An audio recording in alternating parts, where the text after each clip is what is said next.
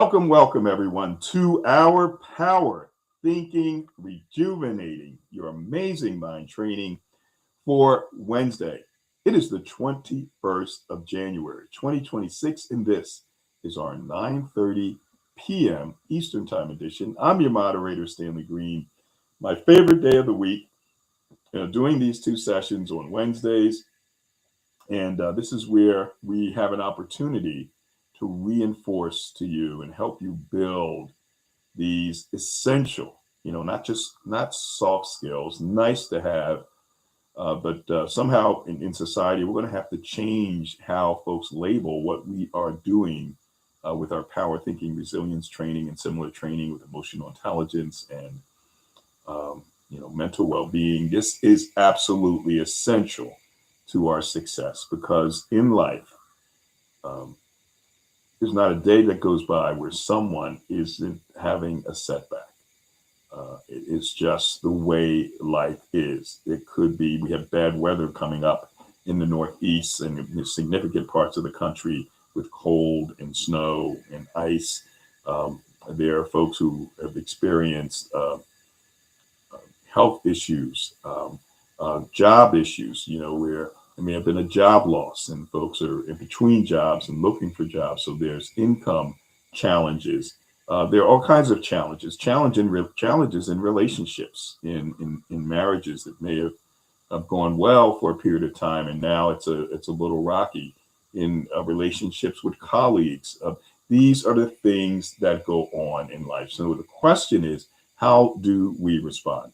So our goal with power thinking is to help you sooner rather than later retrain your brain so that you are prepared for anything that comes down the pike, because it's not a question of if anything bad is going to happen. It is a question of when. We just don't know when, but we want to be fortified and ready when it does come.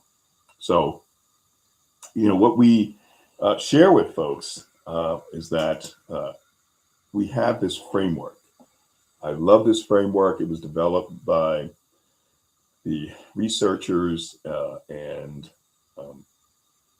psychologists at the University of Pennsylvania's Positive Psychology Center, led by a gentleman by the name of Dr. Martin Seligman. And what they have outlined is that there are 7 inner strengths, common sense things we all know. There's so many psychological terms and jargon that's utilized and things that people don't understand. But what I like is that when they identified, 7 strengths that the people who bounce back from adversity share in common, um, it was common sense, things that the average person can understand. So today, before I share this framework, I want to tell you what we're focused on. We're focusing on a skill that you can practice so that when adversity hits and, one of these inner strengths is impacted, and there's 7 of them that we'll share, that you can uh, utilize this skill after you built it to bounce back from life's adversities faster.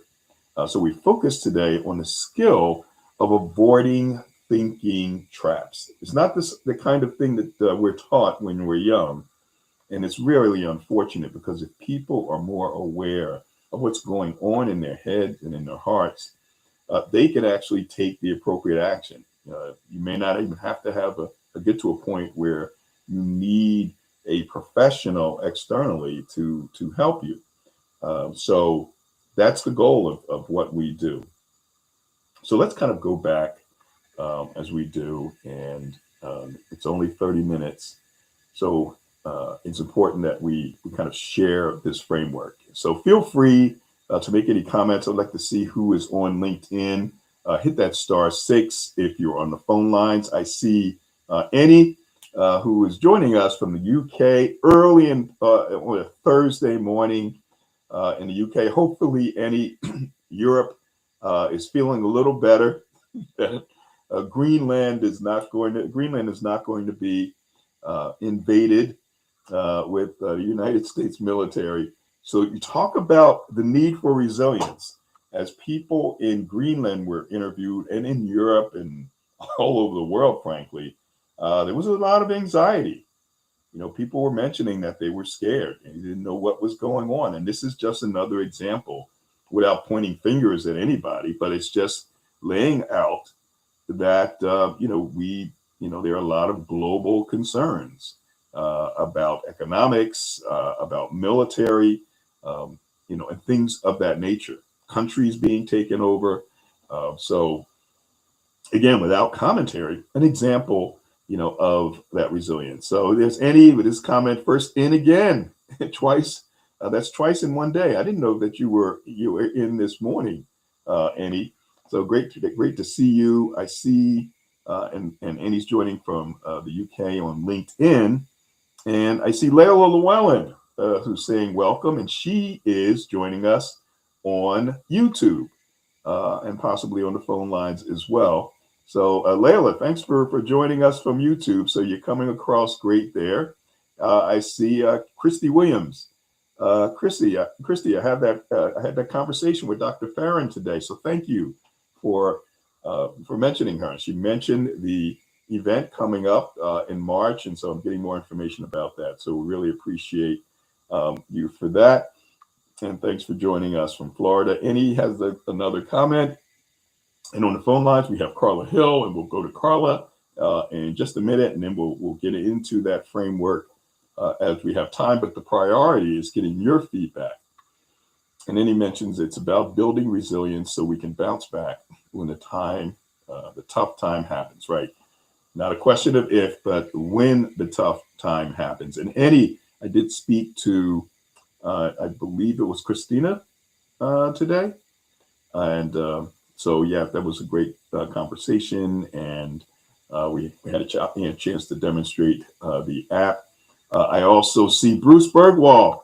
Bruce, my teammate from University of Pennsylvania, basketball. Back in the 70s, we were number 20 in the country, folks.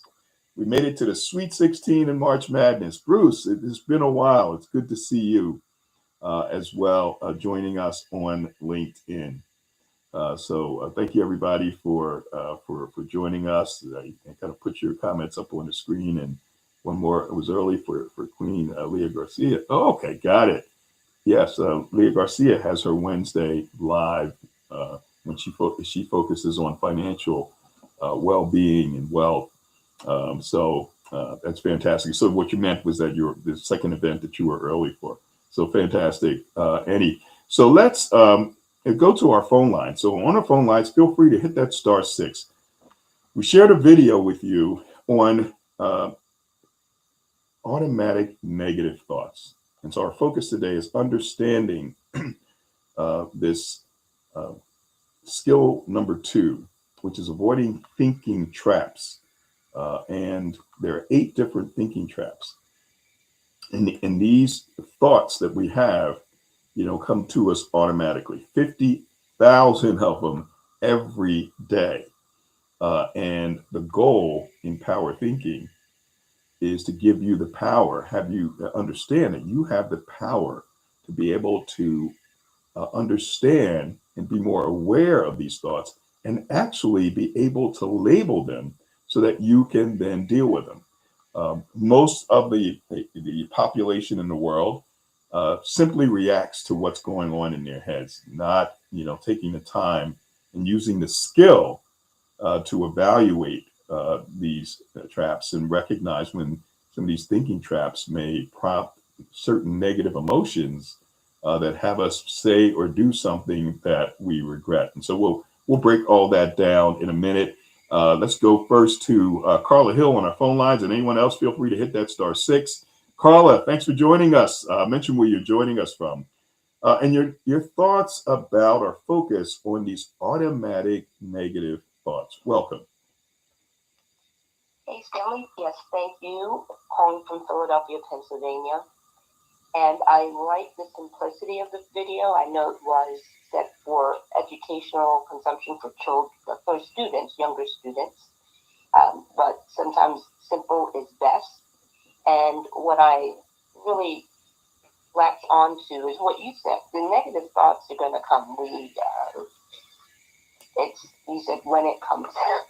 um, Part of it is, for me, it's limiting as some of the negative inputs also. That's helpful to me, whether it's news or just other people. Sometimes that triggers, but I like once it's there, how do you now react? Right? So part of it is identifying that it is there, and whether it's really pivoting to a positive thought. But what they talked about is speak to it, stop. And to me, growing up, they have fire drills in school: stop, drop, and roll. Stop, drop. And for me, it's taking some sort of action, right? Where, if this happens, that happens. Usually, it's go deal with it, so I can get the answer. To me, it's like clutter if I'm looking at things that haven't happened yet. I remember my son, he was getting some award, and I said, Joey, are you nervous? He's like, I don't have time to be nervous. I'll be nervous on Wednesday, right? So you can work yourself up, if something hasn't happened yet. So again, just the specifics of identify it, recognize what it is. They even give, for some people, writing on it, right? And it becomes a pattern. And what they talk about, it's not coming, but if you stay stuck there without taking some sort of action, that's when you just go down the rabbit hole. So again, I did like the video for the simplicity, and one of the reasons I come in the morning and the evening, because it gives me an opportunity to practice, and several negative thoughts came my way in the intervening period, and I was able to use this. So it's becoming a practitioner. I often say I want to be a resiliency practitioner, not just know about the theory, but the 14 concrete skills that you talk about. And it's not going to I'm not going to be able to use it if I don't use it. So thank you again for this space. That's great. And thank you, Carla. I mean, you are actually, practicing this, and, you use the term practitioner. So it is one thing. And it's really unfortunate, because there are many people who have studied this and received their master's degrees, doctorates in this field, in psychology. And yet they may have negative thoughts and may say or do something that comes to mind, and all of a sudden they're out of control, and you're thinking, wait a minute, this person is a professional in this field. How is it that they couldn't do what they're advising other people to do? And folks may say, well, you can be a professional, and it doesn't mean that you're really a professional. But I look up to those professionals who actually practice, what they preach. And I can tell you that when Power Thinking acquired Reflective Learning, and they had these two online courses, one for adults, one for teenagers. They were 6-hour online courses. And I took the course, and I thought, this material is tremendous. And I got it in theory, as Carla was talking about. But I found myself responding to adversity the same way I always responded to adversity. So while I had the knowledge, this wasn't part of what I did. I wasn't a practitioner. And so we would like you, to be practitioners. We want you to, not only observe these skills, but practice them. And by having the Power Thinking Corp app, we give you that ability, because we have all of the notifications. You kind of binge learn on the videos and the notifications, and all of the previous calls, so that this is reinforced. You don't have to wait every week to have this material reinforced. So Annie says here online and on the phone lines, feel free to hit that *6 at any time. And then we're going to go into kind of breaking everything down and reinforcing what we do for you. We can let go of the negative thoughts on the surface, yet still feel bad inside. That's the challenge, learning to reframe and truly let it go. And that's a great point, because folks can say, okay, well, maybe I'm I'm jumping to a conclusion, or maybe I'm thinking this person is doing something to me, um, and it's on the surface. So you have that thought, but you didn't let it go. You didn't reframe it, and that's a challenge. Christy says on LinkedIn, I practice positive thinking by saying I can do it. Right. So that's reframing, and that is part of what we do with putting things in perspective and helping us, and challenging beliefs. Challenging beliefs is more appropriate because there may be a belief that we're not quite sure that we can do it, and by telling ourselves that yes, I can, it challenges that old belief, and it's getting replaced with this new belief that yes, I can do it, which speaks to our power thinking inner strength number 4, self-efficacy. Let's go through this, and let's go back to the beginning and when this all started. This started, back, all of this work in the late 60s with a gentleman by the name of Dr. Martin Seligman, who was a 20-something-year-old psychologist and researcher. And in the late 60s, he theorized that people can fall into this state of helplessness, because they're ruminating, and you have these negative thoughts. And as the video talked about, these ant buddies, right, swarming in your head, all of these different negative automatic thoughts whirling around in your head and making you feel bad. And he basically proved in by doing a series of studies, and I'll probably spend a future session on these studies and experiments, first with dogs and then with people, where he may have dogs in a contraption where he would get shocked, but they could escape the shocks, and they would escape the shocks, and then he put another set of dogs in a contraption where they could not escape the shocks, and after shock after shock, and they tried to escape and they couldn't, and they just laid down. And they put those same dogs in another contraption where they could escape the shocks, but they had been conditioned. They fell into a state of learned helplessness, that no matter what I do, this was my experience, that no matter what I do, I can't escape, this bad stuff. So I'll just continue to lay here. And we have people, you may know folks, relatives, family, or friends, colleagues who feel this way. They feel that, whatever bad situation that they're in, that this is the way it is, and it's never going to change. And the reality is everything can change. So the question then becomes, how do we change it? And then Seligman went to work, studying the opposite. And he wrote a book. You can look it up. It's called Learned Optimism. So if folks can learn to be helpless, they should also be able to learn to be optimistic and be able to bounce back from, those tough times, from the adversities. And this is amazing book, Learned Optimism. Psychologists all over the world now, a part of this organization called the International Positive Psychology Association that he started. And this new branch of psychology is one that Seligman started, called positive psychology.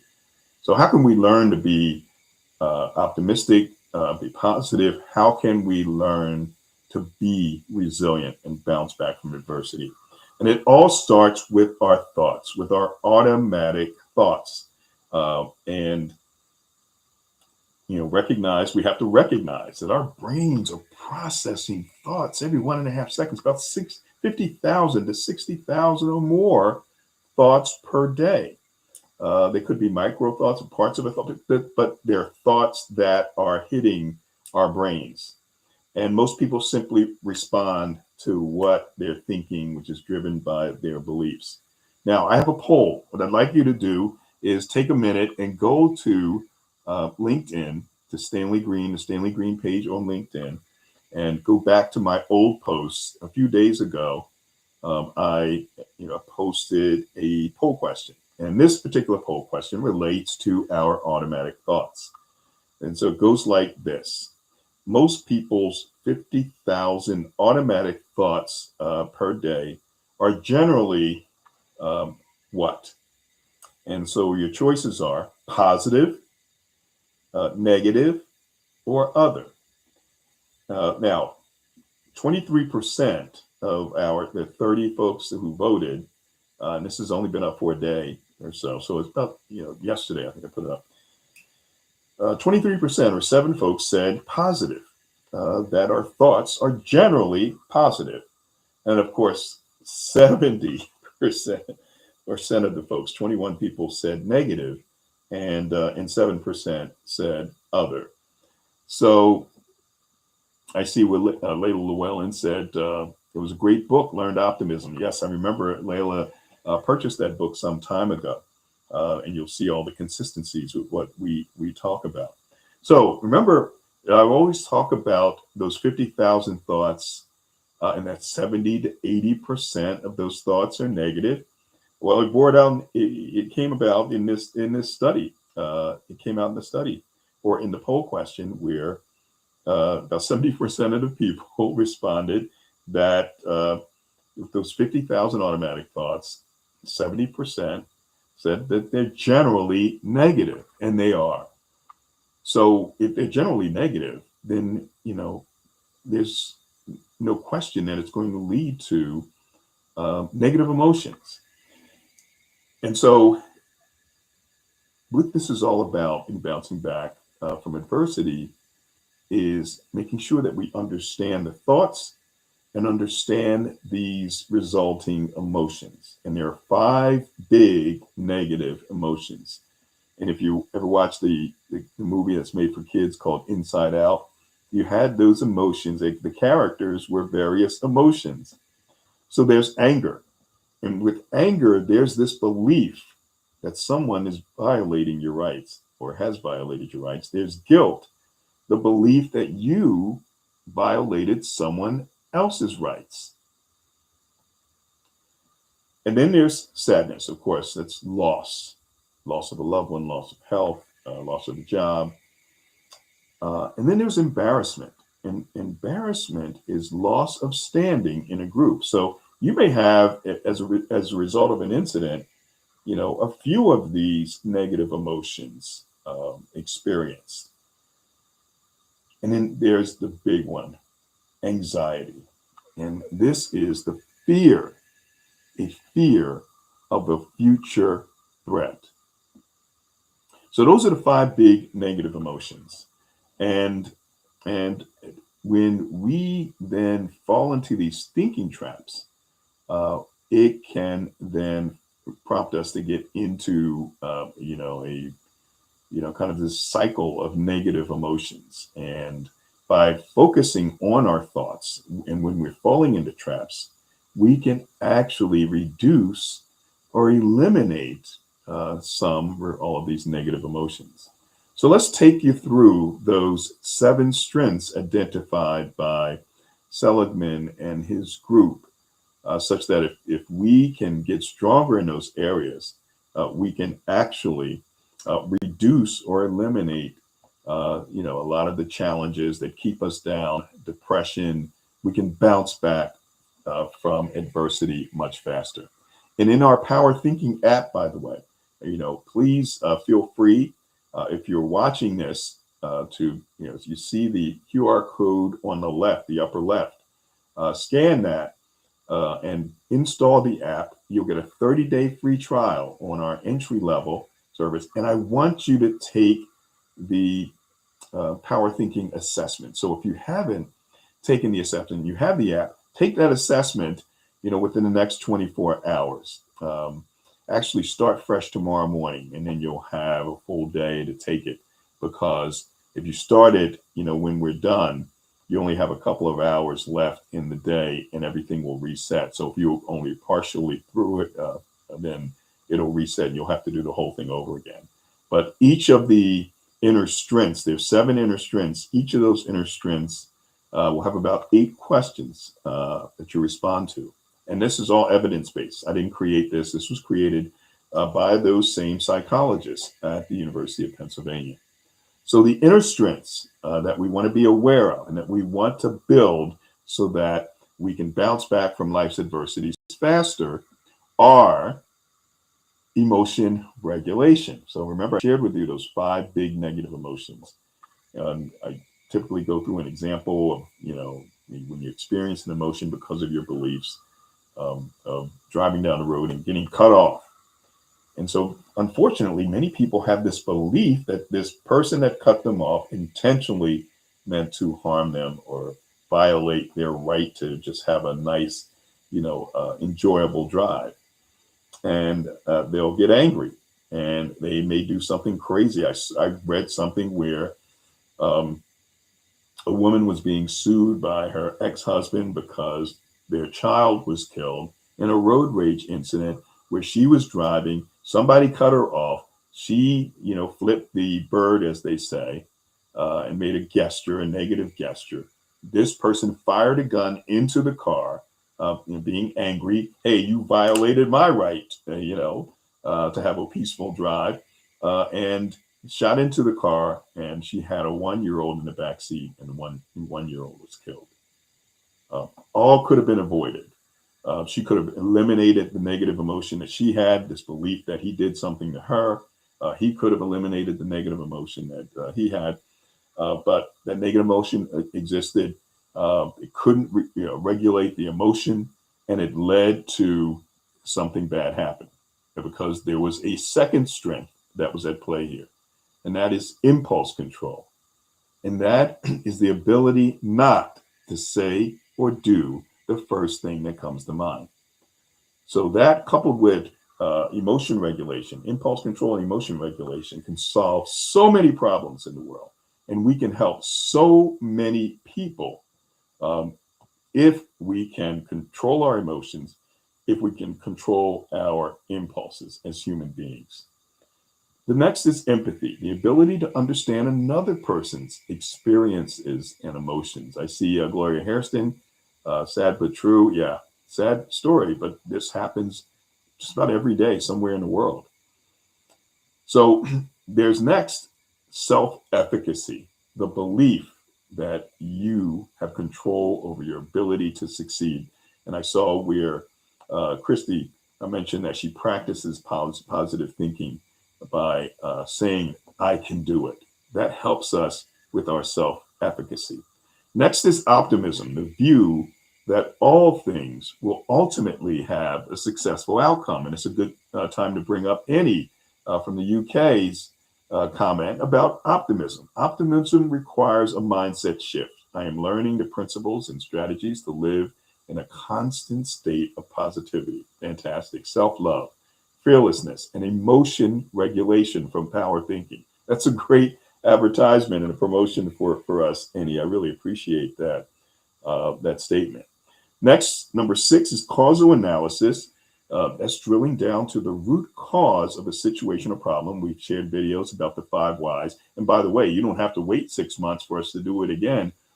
We have it on the app. It's in our push notifications. We just, every day of the week, we focus on a different inner strength. And we're sending you a push notification and a video about that inner strength. Today, it's self-efficacy. Tomorrow, it's optimism. Then there's causal analysis. And Saturday, reaching out, which is our last inner strength. And then we have our 7 skills. And these are the skills that help us get there. Learning the ABCs, avoiding thinking traps, detecting icebergs. These are 3. The first 3 of these skills are awareness skills. They help us become more aware of what's going on in our heads as it relates to our thoughts and our deep-rooted beliefs. And then 4 through 7 are action. Number 4, we challenge those beliefs. And that's what we do with those automatic thoughts. We challenge them if we're falling into a thinking trap. We put things in perspective. We calm ourselves down and focus. And number 7, real-time resilience. So today was about those automatic thoughts, avoiding the thinking traps, like jumping to conclusions or beating ourselves up or blaming others or magnifying a negative situation and minimizing the great positive things that go on in our lives. Mind reading, thinking we know what somebody else is thinking, emotional reasoning, and the others. So, first, it is about being aware. It is about recognizing the automatic thought. It was mentioned in the video.